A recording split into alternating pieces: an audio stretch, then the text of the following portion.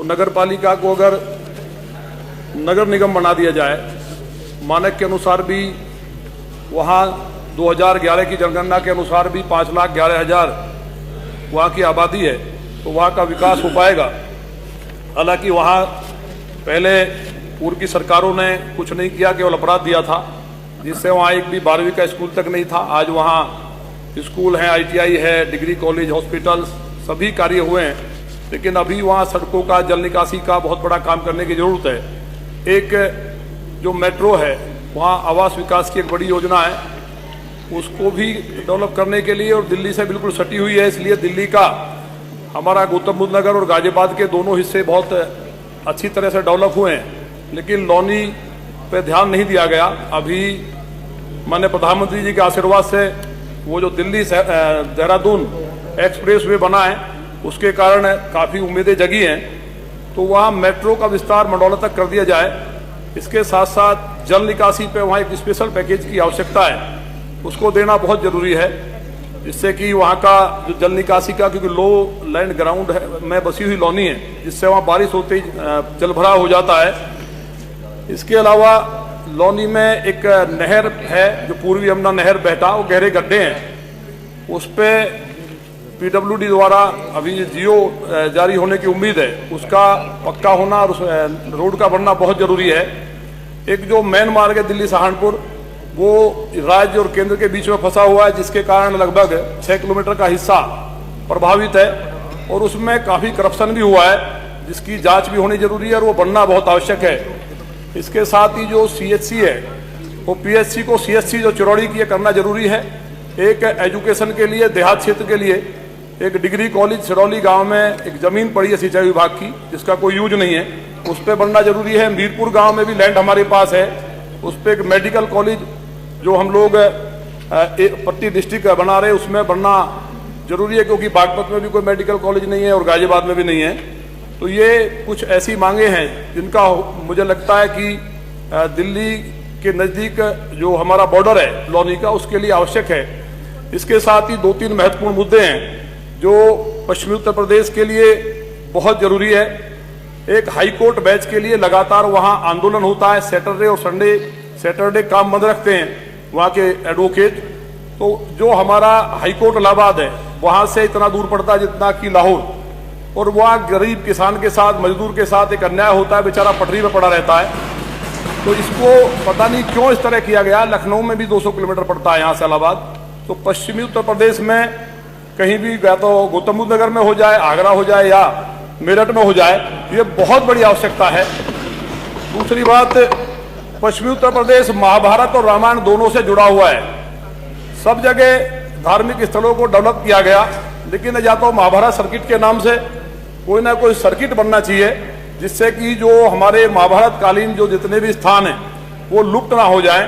और एक वहाँ पुरा महादेव स्थान है, जहाँ पे प्रतिवर्ष लगभग 30 लाख से ज़्यादा कांवड़ चढ़ती हैं, उस स्थान को डेवलप करना चाहिए। वहाँ से त्रिपुरासुर राक्षस को भगवान देवादिदेव महादेव ने वहाँ से ही उसका वध किया था, तभी त्रिपुरारी कहलाए। तो उसके लिए बहुत जरूरी है कि वहाँ का डेवलपमेंट हो, क्योंकि ब्रज क्षेत्र में तो कई ऐसे टूरिस्ट स्थल हैं जहाँ लोग डेवलप करने पर ध्यान दिया गया है, लेकिन जो पश्चिम क्षेत्र है वहाँ ऐसा कोई भी स्थान नहीं है। इसके साथ ही मैं अधिष्ठाता महोदय निवेदन करना चाहता हूँ कि गाय का जो मसला है, अभी एक माननीय सदस्य ने भी उठाया, गाय को उत्तर प्रदेश में राजमाता का दर्जा दिया जाए, क्योंकि यहाँ भगवान श्री कृष्ण जी ने नंगे पैर गाय चराई है। भगवान श्री राम का जन्म हो या कोई भी अवतार हो, गाय और ब्राह्मण की रक्षा के लिए हुआ है। लेकिन गोरक्ष पीठाधीश्वर माननीय योगी जी के होते हुए अभी भी गाय कटने का यदा कदा सामने मामला आता है, और गाय का महत्व इतना बड़ा है, वो इतना बड़ा मामला है गाय का, कि मोहम्मद साहब ने भी गाय के दूध को सिफा अपनी बेगम आयशा को हदीस में स्पष्ट लिखा है, और उसके दूध को सिफा और उसकी रक्षा करने की बात कही है, जिससे माहौल भी नहीं बिगड़ेगा। और ये होना जरूरी है, इसलिए भी होना जरूरी है क्योंकि जितने भी प्रोडक्ट हैं सब पेस्टिसाइड डले हुए आ रहे हैं, शुद्ध दूध कहीं नहीं है। मैं इंजीनियरिंग का स्टूडेंट था, उस टाइम मैंने एक इंडस्ट्री का दौरा किया, तो वह दूध में यूरिया की बोरी खुली हुई थी। तो इस तरह से जो दूध हम लोग पी रहे हैं वो कैंसर का कारक है। तो शुद्ध दूध भी मिले उसके लिए मैं तो चाहता हूं भैंस भी नहीं कटनी चाहिए, दुधारू पशु, लेकिन गाय को राजमाता घोषित करके जिस तरह माननीय योगी जी उसके संवर्धन पे और लगातार खर्च हो रहा है, और जो अधिकारी हैं वहां कहीं ना कहीं वो भी गड़बड़ कर रहे हैं, तो उस पर भी ध्यान देना बहुत जरूरी है। और मुझे उम्मीद है जितने भी माननीय सदस्य हैं वो इस बात पर ध्यान दें कि एक गौशाला कम से कम अगर गोद लेंगे तो काफी हद तक हम लोग ठीक कर सकते हैं। और मैं इसी के साथ आपने मुझे बोलने का मौका दिया, बात को समाप्त करता हूं। बहुत अच्छे। माननीय सदस्य श्री राजीव सिंह और बब्बू भैया दातागंज बदायूं से। माननीय अध्यक्ष जी, आपका बहुत बहुत हृदय तल की गहराइयों से धन्यवाद किया आपने महामहिम राज्यपाल महोदया के अभिभाषण के पक्ष में मुझे बोलने का अवसर प्रदान किया है। माननीय अधिष्ठाता महोदया, महामहिम राज्यपाल ने जिस तरह से उत्तर प्रदेश की सरकार के द्वारा किए गए विकास कार्य, चाहे लोकतंत्र की उपलब्धियों की बात हो, जो दर्शाया है उससे स्पष्ट है कि माननीय योगी आदित्यनाथ जी की सरकार प्रदेश में सर्वस्पर्शी, सर्वग्राही और सर्वव्यापी के सिद्धांत पर चलकर उत्तर प्रदेश का सर्वांगीण विकास करने का काम कर रही है। माननीय अध्यक्ष जी, आज जिस तरह से उत्तर प्रदेश ने प्रयागराज में एक विश्व स्तरीय महाकुंभ का आयोजन करके पूरे देश के 56 करोड़ से अधिक श्रद्धालु जहां श्रद्धा की डुबकी लगाने का काम कर चुके हैं, और इस तरीके से वहां पर व्यवस्थाएं की हैं, चाहे वो सफाई की व्यवस्था हो, चाहे स्वच्छ जल की हो, चाहे नहाने की हो, अति उत्तम व्यवस्थाएं उत्तर प्रदेश सरकार ने की हैं। इसके लिए मैं उत्तर प्रदेश सरकार और केंद्र सरकार दोनों को, आदरणीय नरेंद्र मोदी जी, देश के यशस्वी प्रधानमंत्री जी, और आदरणीय योगी आदित्यनाथ जी, जिन्होंने उत्तर प्रदेश के मुख्यमंत्री के रूप में कुंभ में सारी व्यवस्थाएं श्रद्धालुओं को करने का काम किया है, मैं उनको बहुत हार्दिक बधाई देता हूं कि उन्होंने एक ऐसा काम किया है जो भविष्य में भी जो बहुत मुश्किल है। आज तक ऐसा ऐतिहासिक महाकुंभ का आयोजन कभी किसी ने नहीं किया और ना ही किसी ने इसको देखा। हमारे वहां के लोगों ने भी बड़े मन से अतिथि देवो भव की साथ वहां के लोगों के लिए लंगर चलाने का काम किया हो, चाहे वहां के लोगों के लिए अन्य सुविधाएं देने का काम किया है। हमारे महाकुंभ ने एक बार ये सिद्ध कर दिया है कि वहां सभी जाति धर्म के लोगों ने एक साथ, चाहे वो गरीब हो अमीर हो, किसी जाति का हो, किसी धर्म का हो, किसी भाषा मजहब का हो, सबने एक साथ महाकुंभ में डुबकी लगाकर और वहां गंगा जल का आचमन करके सामाजिक समरसता का एक ऐसा संदेश दिया है जो असलियत में हमारे देश की सनातनी परंपरा का द्योतक है। हमारे उन लोगों के लिए बहुत ही कठिन परिस्थिति होगी जो देश को जातियों में बांटने का काम करते हैं, उनके मुंह पर इस देश की 56 करोड़ से अधिक जनता ने तमाचा लगाने का काम किया है कि हम मां गंगा के गोद में बैठकर एक साथ सब लोग एक पंक्ति में भोजन करने का काम करते हैं, एक साथ उसी जल में नहाने का काम करते हैं और उस जल का आचमन भी करने का काम हमारे लोग करते हैं। वहां पर एक दुर्भाग्यपूर्ण घटना हो गई जिसमें कुछ लोगों की, श्रद्धालुओं की मृत्यु हो गई। मैं उनको श्रद्धांजलि व्यक्त करते हुए उनके परिजनों के प्रति शोक संवेदना व्यक्त करता हूं कि ईश्वर उनको इस दुख की घड़ी में सहन करने की क्षमता प्रदान करे।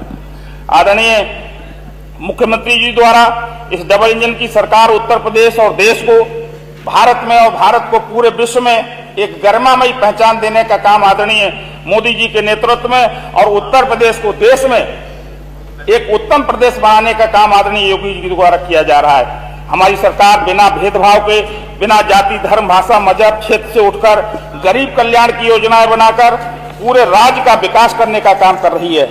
आज प्रदेश में रहने वाले गरीब, चाहे वो पिछड़े हों, अनुसूचित जाति को हों, सवर्ण हों, अल्पसंख्यक हों, जनजाति हों, सभी के साथ न्याय करके एक सामाजिक समरसता का बढ़ाने का कीर्तिमान हमारी सरकार ने किया है। गांव के अंतिम पायदान पर खड़े व्यक्ति तक विकास पहुंचाने का लक्ष्य लेकर सरकार कार्य कर रही है। सरकार प्रदेश के $1 ट्रिलियन की अर्थव्यवस्था के लक्ष्य को भी प्राप्त करने का प्रयास कर रही है। आज हमारी सरकार द्वारा प्रदेश में नए एक्सप्रेसवे बनाकर आने जाने की व्यवस्था को भी सुगमता प्रदान करने का काम कर रही है और नौजवानों को योग्यता के आधार पर और निष्पक्षता के साथ उनको नौकरी देने का काम उत्तर प्रदेश की सरकार करके रोजगार सृजन का काम कर रही है। आज उत्तर प्रदेश में लगभग 20 लाख करोड़ से अधिक निवेश भी हुआ है, जिससे रोजगार के सृजन के अवसर होंगे। प्रदेश के लगभग 16 एयरपोर्ट संचालित हैं। प्रदेश में सुचारू विद्युत व्यवस्था और एक निष्पक्ष कानून व्यवस्था का राज भी आदरणीय योगी जी के नेतृत्व में स्थापित हुआ है। हर जनपद में मेडिकल कॉलेज, ग्रामीण क्षेत्रों में हर घर में स्वच्छ जल योजना लागू करने का काम भी हमारी सरकार ने किया है। प्रधानमंत्री शहरी आवास योजना में लगभग 17 लाख आवास बनाने का एक कीर्तिमान हमारी सरकार ने स्थापित किया है। वहीं प्रधानमंत्री ग्रामीण आवास योजना में भी 36 लाख से अधिक और मुख्यमंत्री आवास योजना में 2 लाख आवास गरीबों को पात्रता के आधार पर देने का काम हमारी सरकार ने किया है। प्रधानमंत्री किसान सम्मान निधि योजना में लगभग 3 करोड़ से अधिक किसानों को बिना भेदभाव के आधार पर लाभान्वित किया है। कृषकों की उपज का मूल्य दिलाने हेतु मंडियों के माध्यम से 6000 करोड़ का डिजिटल व्यापार किया है। 8 नई मंडियां और लखनऊ में एक एग्रो मॉल की स्थापना का भी प्रस्ताव हमारी सरकार ने किया है। माननीय अध्यक्ष जी, प्रधानमंत्री आयुष्मान भारत योजना एवं मुख्यमंत्री जन आरोग्य योजना में लगभग 1 करोड़ 80 लाख लोगों को लाभान्वित करने का कार्य हमारी सरकार ने किया है। चाहे मुख्यमंत्री सामूहिक विवाह योजना हो, मुख्यमंत्री कन्या सुमंगला योजना हो, निराश्रित महिला पेंशन योजना हो, दिव्यांगजन और वृद्धावस्था पेंशन में भी हमने अधिक से अधिक लोगों को लाभान्वित करने का कीर्तिमान बनाने का काम किया है। माननीय अधिष्ठाता महोदया, उत्तर प्रदेश सरकार माननीय योगी जी के नेतृत्व में सभी जाति, धर्म, भाषा, मजहब, प्रांत के लोगों को साथ लेकर संपूर्ण विकास के पथ पर आगे बढ़ने का कार्य कर रही है। विपक्ष के लोग आलोचना के अलावा कुछ नहीं करते हैं, जबकि सरकार सभी गरीबों के कल्याण की योजनाएं बनाकर सभी को साथ न्याय करने का काम कर रही है। अंत में मैं एक शेर के साथ अपनी बात समाप्त करूंगा कि हवा का रुख बदलने का हौसला भी है, ताकत भी है। हवा का रुख बदलने का हौसला भी है, ताकत भी है। निभाते हैं अगर कोई वादा कर लिया हमने, सफर अपना किसी तूफान के डर से नहीं रुकता। इरादा कर लिया तो फिर इरादा कर लिया हमने।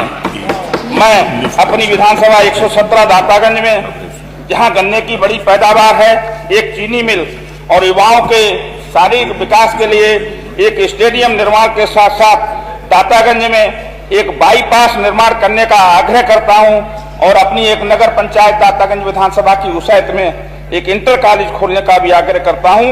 अंत में मैं माननीय राज्यपाल महोदया के अभिभाषण के पक्ष में बल देते हुए अपनी बात समाप्त करता हूं। आपका बहुत बहुत धन्यवाद। जय हिंद, जय भारत। धन्यवाद। निषाद पार्टी से माननीय सदस्य अनिल कुमार त्रिपाठी जी। माननीय अध्यक्ष,